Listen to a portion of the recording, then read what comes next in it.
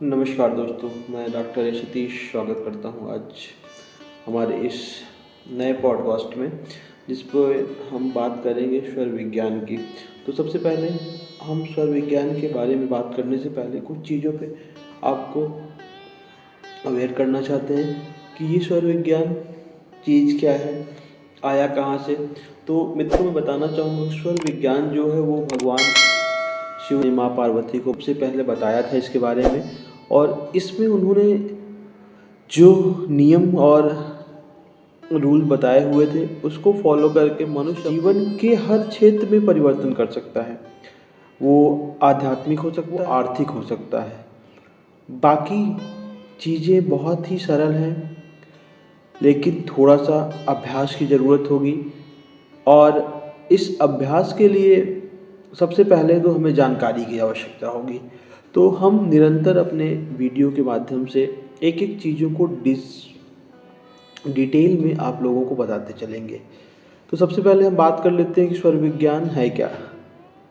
तो शिव सर्वोदय नाम से कुछ ऋषियों ने किताबें लिखी थी, जो बातें भगवान शिव ने माँ पार्वती को बताई थी। क्योंकि पहले जो चीज़ें लिखी जाती थी वो एक संवाद के माध्यम से लिखी जाती थी, जिसमें एक वक्ता होता था और एक श्रोता होता था। तो यहाँ पे वक्ता साक्षात भगवान शिव हैं और जो श्रोता हैं वो माँ पार्वती हैं। वो मनुष्यों के जीवन में कैसे सकारात्मक परिवर्तन आ सकते हैं या लाए जा सकते हैं, उसको लेके चर्चा कर रही थी। उसी सारी बातों को कंबाइंड फॉर्म में शिव सर्वोदय में वर्णित किया गया है। तो हम सबसे पहले शुरुआत करते हैं कि स्वर विज्ञान है क्या। तो सांसों का विज्ञान। हम आप सभी सांसें लेते हैं, तभी हमारा जीवन है। जब तक सांसें हैं तब तक जीवन है, सांस नहीं है उसके बाद जीवन नहीं है।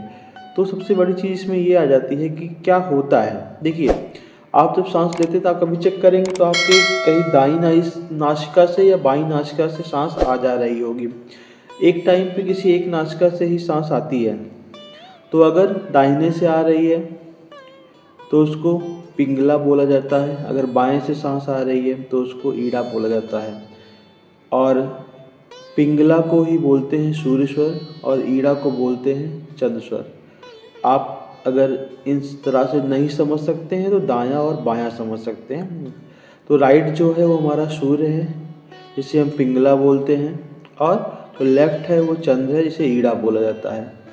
तो यहाँ पे दोनों का जो कम्बिनेशन है वो अलग अलग है। क्योंकि देखिए, हमारे जो शरीर में 72,000 नाड़ियाँ होती हैं, इसमें हम प्रमुखता से सिर्फ 3 पे बात करते हैं, ईड़ा, पिंगला और सुषुम्ना। सुषुम्ना जब दोनों नाकों से समान मात्रा में क्या है श्वास आती जाती रहती है, उसको सुषुम्ना बोलते हैं। तो आपने पहले देखा होगा कि पहले लोग क्या बोलते थे, जो ऋषि मुनि होते थे वो श्राप देते थे, और उनके श्राप फलित भी होते थे। क्योंकि वो उनके जो तप था वो इतना प्रबल होता था, प्रचंड होता था, कि उससे वो चीज़ों को अपने अंदर इस तरह से एब्जॉर्ब कर चुके होते थे कि जो भी बोलते थे वो सही हो जाता था।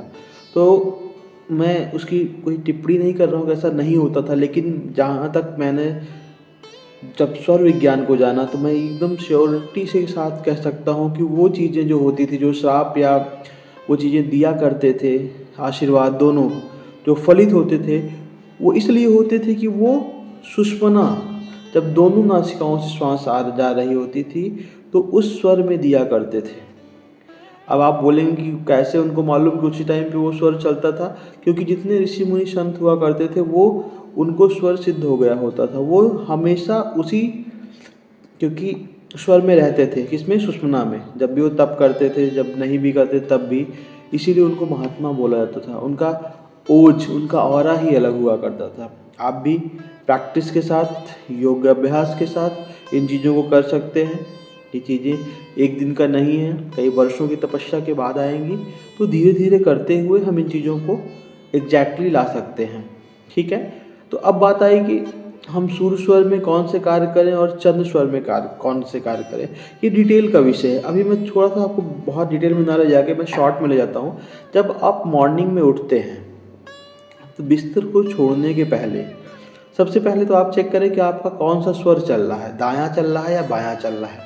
अगर दायां चल रहा है तो आप सबसे पहले दाहिने कदम को रखें ज़मीन पर और उसके बाद फिर बाएं कदम को रख के उठिए।